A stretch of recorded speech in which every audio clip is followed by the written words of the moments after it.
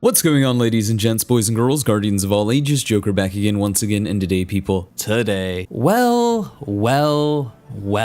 isn't this just interesting? We are making some targeted adjustments to matchmaking in Control. Our goal is to improve matchmaking speed and connections for players in higher skill bands.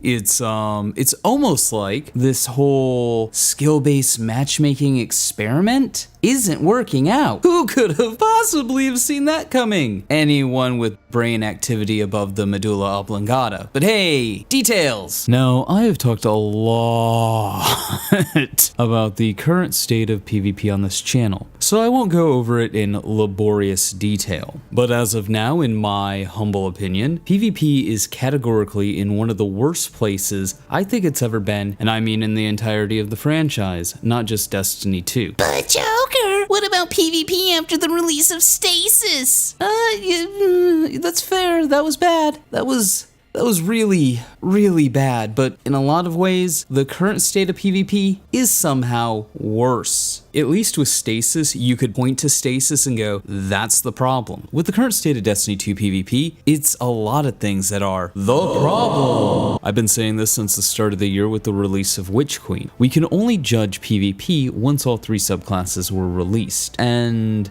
yikes. I thought the goal was less ability spam, not more. And yet, somehow, that is the least egregious problem. There are 2 main reasons as to why Destiny 2 PvP is in a bad place. The first one is skill-based matchmaking. Simply put, skill-based matchmaking has no place outside of a ranked playlist. But Joker, I hear you cry out in your shrill, tremulous voice. we need skill-based matchmaking to protect the casual players from the top 1% who just want to stomp, from the streamers who just want to stomp. So, skill-based matchmaking in this instance is little more than a placebo. Because the reality is, there's not enough top 20 and top 1% and streamers and YouTubers in the community at large to be stomping bad players all day, every day. In every game a bad player has ever logged into at all, ever. At least according to defenders of skill-based matchmaking. No, what's actually happening is your bronze 3 is getting rolled by a bronze 1 and demanding the 1% be punished, basically because perception versus reality. See, these bottom-of-the-barrel players, often, not all, but often, don't know how to play the game. Now, what do I mean by that? Well, as I said, often, these low-skill players do not know or refuse to use what's meta. Either because they don't like the meta, they don't feel like they should be forced to play it, they don't know any better. Often, these lower-skill players are playing in ways that are not viable. And then, because they're not playing in ways that are not viable, they lose, and so everybody else has to suffer. And this is before we get into refusing to learn things like when to rush in, positioning, map positioning, spawn positioning, things like that. The mentality of these lesser skilled players tends to be, I don't need to learn the game, I don't need to get better at the game, I just need to complain until Bungie caves in and punishes good players who have put in the time and effort to learn the game. Now, I want to point out that there is nothing wrong with being a low-skill casual player. What is wrong, however, is this attitude that good players need to be punished for the crime of being good. That doesn't make any sense to me. I'm also not fundamentally against skill-based matchmaking. I do think it has its place. For example, as an opt-in feature, or as part of a ranked playlist. Instead of petitioning for Bungie to ruin the casual experience of playing with your friends and stuff like that, why not petition for a ranked control playlist where you can slap the strictest skill-based matchmaking you can find and add some super special awesome competitive rewards? I mean, if Bungie had something like that in the game, I would be Johnny on the spot ready to sweat my balls off with the rest of them. But in a playlist that is supposed to allow you to relax and play with your friends, it just doesn't make sense to have skill-based matchmaking ruin that casual experience when there are better ways that Bungie has designed in the past to give players of lower skill a safe space. One of the ways to do this is a ranked playlist, as I touched on earlier, but in a lot of ways, that's little more than a stopgap measure. What do I mean? Say you have 2 control playlists, ranked and casual. As time goes on, player populations will inevitably decrease from season to season and month to to month. So the question becomes, how do you offer lower skill casual players the skill-based matchmaking experience while also not diminishing the experience of anyone with skill slightly on the right side of the bell curve? You have to make it an opt-in feature, and here's why. As a preference, instead of imposing skill-based matchmaking on everyone, it's just there for the people that want it. Player agency is important. When I talk about why skill-based matchmaking is bad, the casual player or the bad player's natural reaction is to go, Joker! Why do you hate the casual players so much? all while somehow forgetting that I was on the casual player's side when it came to Divinity. I did not agree with nerfing Divinity in the ground. Also, 0.0001% of the player base could have slightly harder day one raids. You don't take away this tool for casual players and punish them because you want a better experience. Same thing goes for skill-based matchmaking. You don't punish good players because you don't know how or can't be bothered or don't care enough to get better in PvP. Outside of players tanking their skill or starting a Smurf account, no one has been able to tell me how a good player beats a networking algorithm so terrible that you spend 5 minutes just to load into a game that becomes a Dragon Ball Z teleportation fight. There are tons of guides that teach players how to move on maps. When to push, why to push, when not to push, how to aim, how to control recoil, how to get better game sense. There are guides that break down which perks and loadouts and builds are the best for PvP for each and every subclass or playstyle. Bad players can do a little bit of homework and almost overnight be on their way to becoming a better player. But how does a good player beat somebody who's on the other side of the world and causing the game to just be unplayable because the lag is so terrible? And because Bungie in their infinite wisdom decided it would be a fantastic fucking idea, they decided that it would be a great idea to force good players to wait 5 minutes to get really shitty games that barely function, and then if you have the audacity to quit that barely functioning game in the hope that you might find another game that functions maybe, just maybe, a little better, well, then you're put in timeout. That is just ridiculous. I think even if you're in full favor of skill-based matchmaking by default, you have to admit or at least acknowledge how brain dead, because if you can't, you're just living in abject denial of reality. So what is the compromise for these two groups of players? And why is it opt-in skill-based matchmaking instead of a ranked and social playlist? Well, first off, you have to deal with the fact that without proper incentive, your ranked playlist isn't going to be that populated. And even with a not-forgotten-like incentive, that playlist population is only going to be sustainable until people get that weapon. We've seen this time and time again with Destiny, with dungeons, with raids, with the competitive playlist, and Trials of Osiris. The other obstacle you have to overcome is the stigma of it being a ranked playlist. Casual players just notoriously don't go into ranked playlist. And there's a few reasons as to why casual players don't go into ranked playlist, but the main one is just simply put, toxicity. A ranked playlist is down to business time, not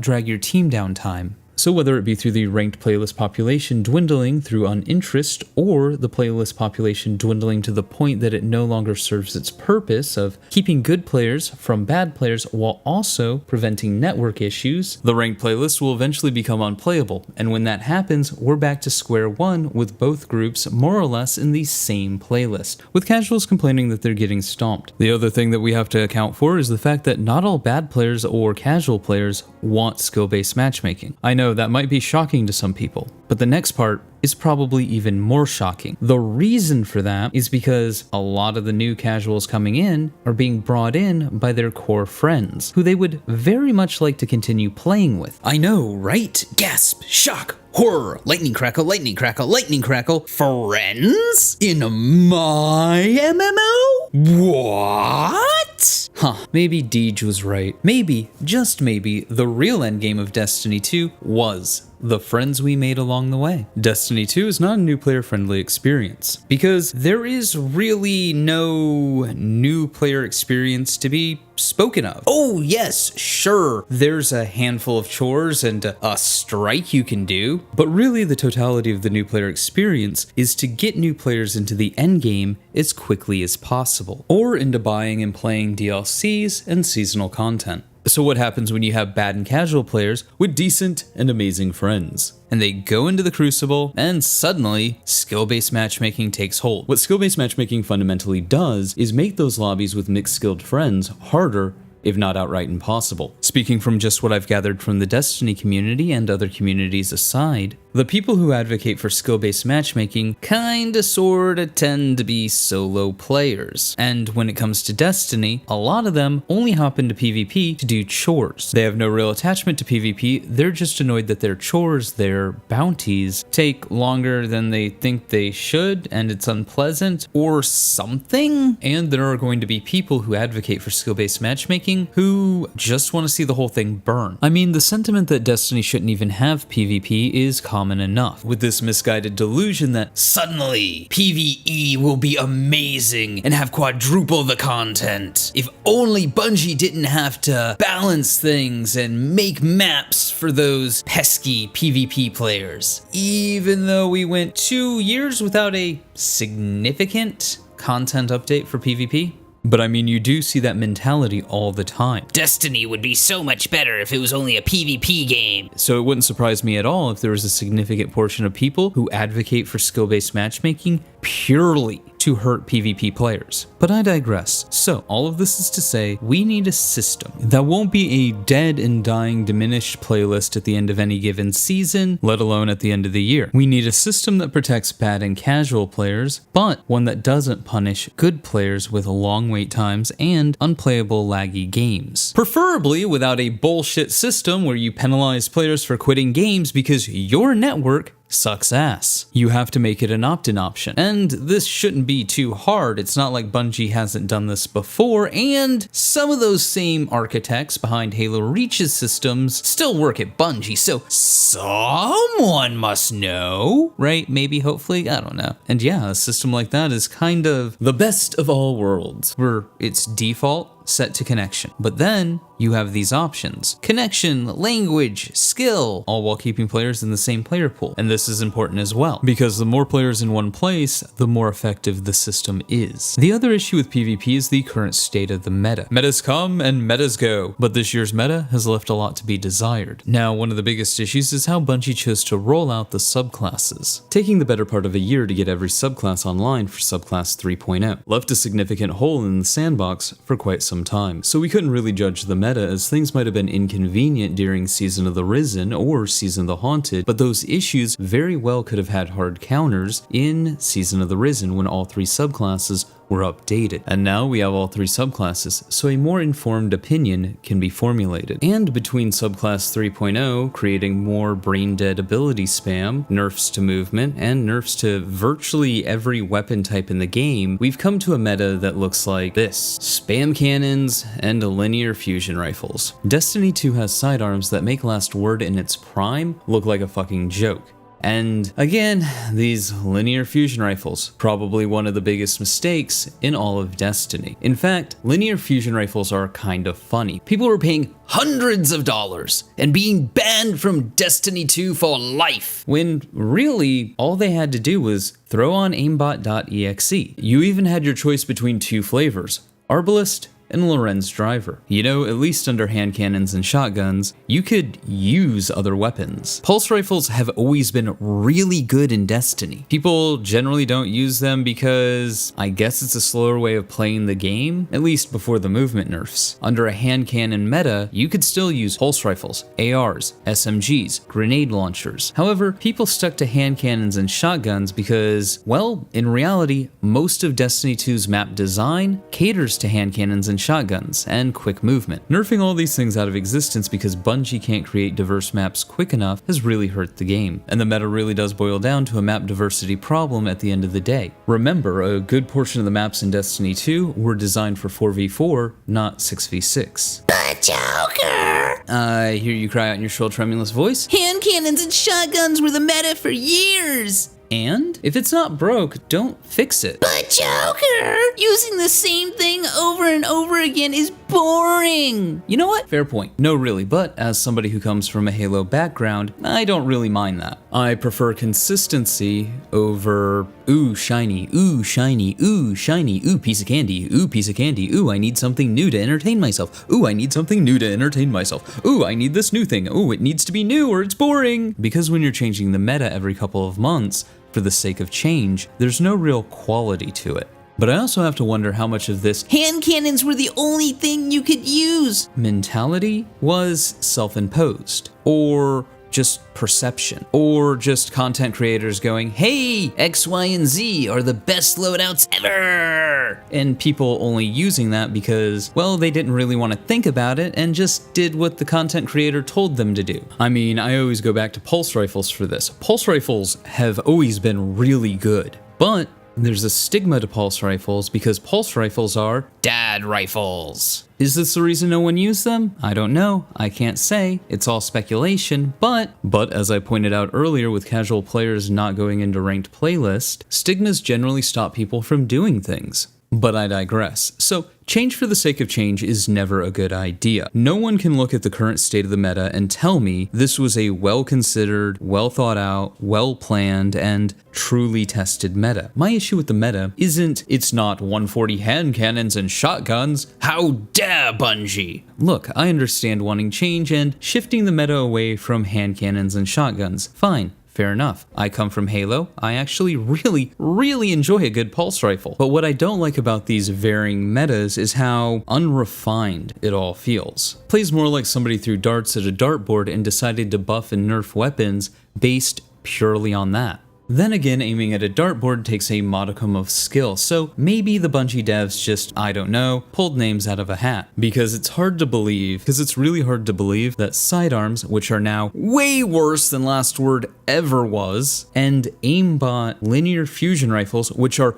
way worse than snipers have ever been in the franchise, were brought to the forefront of the meta any other way. I don't believe there was any thought put into this because if there was, yikes. Honestly, if this was thought out, it's even worse. Saying it wasn't thought out may sound mean and harsh, but that's actually the benefit of the doubt. If they actually thought this out, Destiny's more fucked than I thought. So, how can Bungie fix the PvP meta? More so, how can Bungie fix the PvP meta on the fly? Well, Destiny has always had problem children when it comes to its PvP meta. Right now, it's linear fusion rifles. In the past, it was Ace of Spades, or Luna's Howl, or Not Forgotten, or Recluse, Revoker, Mountaintop, the usual suspects. And yet I would argue the Forsaken era PvP meta was fucking amazing. Oh yes, it had its outliers. Luna's Howl, Not Forgotten, Ace of Spades. However, if Bungie had just taken care of those three instead of everything, then we'd be in a golden age of PvP. At least until they introduce something new. Now, I'm only mostly joking because, you know, people are always going to bitch, right? It is what it is what it is. I mean, we're doing it right now, but Bungie does have a kill switch that they can use to turn off problem children until a patch can deal with it. Well, fellow content creator Cool Guy decided to ask Bungie about that. How likely is a PvP only disable of Arbalist and Lorenz? At this time, we are not considering a PvP disable for these weapons. While we are aware of the perceived balance issue and have some changes actively being worked on, flinch, aim assist cones, we only look to disabling pieces of gear when they're impacted by a severe bug. When I say severe, this usually falls into the category of game breaking, infinite ammo, progression blockers, friendly damage, things like that. We hope to have additional information on future tuning within the next few weeks. Until then, stay tuned for updates! Now, disabling specific problem children until something can be done about them is probably the way to go. However, let's play devil's advocate. Where does it stop? We lock these linear fusion rifles. Okay, cool, what next? But again, devil's advocate, the same goes for raids. Where does it stop? We see more and more exotics being banned for day one raids, something only like 100 people maybe have a competitive chance at actually really competing in. So where does it stop? And I do tend to side with the people who don't like this banning of weapons for day one raids because, well, it's PvE. It's not hurting anyone or anything. It's not that big of a deal. PvP, on the other hand, well, that's kind of different. You are interacting with other players, and weapons like Luna's Howl or Not Forgotten or these linear fusion rifles can become so oppressive. Even if you're using them, it's not fun. Using them sucks. Getting killed by them sucks. It's just a shit experience all around. But once again, this video, I digress. Ultimately, when it comes to PvP, Bungie is going to do what Bungie is going to do, and we're all just going to have to fucking deal with it until they do something else. Whether that means a merry-go-round of consistently shifting metas, not in the name of balance, but in the name of change for the sake of change, to outright ignoring problem problem children for years to skill-based matchmaking, basically ruining the game for anybody who uses both sides of the decimal point to display their KD. However, at least on that last front, it does look like the skill-based matchmaking experiment is failing, and failing hard. And why wouldn't it be? This is Logic 101. The people that skill-based matchmaking tends to help are not really the core players of the game. They're casuals. And while there are more casuals than there are core, casuals are naturally fickle. And to be clear, there's nothing wrong with being a casual player and not having an abusive relationship with a video game. I dare say it's healthy. But at the same time, it's not casual players who are going to sell the game via their enjoyment and word of mouth. It's the core players and it's the content creators. I don't say that out of any arrogance or self-importance. It just kinda sorta is what it is. This is actively demonstratable, for example, on my channel. The sheer number of people that have at least given Final Fantasy XIV a try, because I have nothing but good things to say about it, is insane. And I'm constantly seeing comments that say, hey, I was thinking about stepping back into Destiny, but given what Bungie's doing, given this video, thank you for stopping me doing that. So to say content creators don't have influence, because, I mean, after all, they are influencers, is misguided. And Bungie, as a company, likes this thing called free advertisement. Now, what kind of free advertising do you think Bungie wants? Do you think that Bungie wants a bunch of content creators going, man, you know, this game's PvP is shit, don't play it, it's dog shit, go play fucking, I don't know, go play the new Call of Duty, go play Fork Knife? Or does Bungie want its content creators to go, oh my god, this is the best, most balanced PvP I've ever played. It's so good, it's so fun. But I've rambled on long enough. All in all, PvP is in a shit state, and it sucks. Because there's nothing quite like Destiny and Destiny's PvP on the market. When it's good, when everything's working, it's one of the best feeling games to play out there. But it's often mired in shit, and that sucks. It really, really sucks. But hey, those are just my thoughts. Let me know yours in the comments below. Remember to like, but only if you did. Subscribe for more. Feel free to donate to my Patreon if you're feeling particularly generous. But above all else, stay frosty.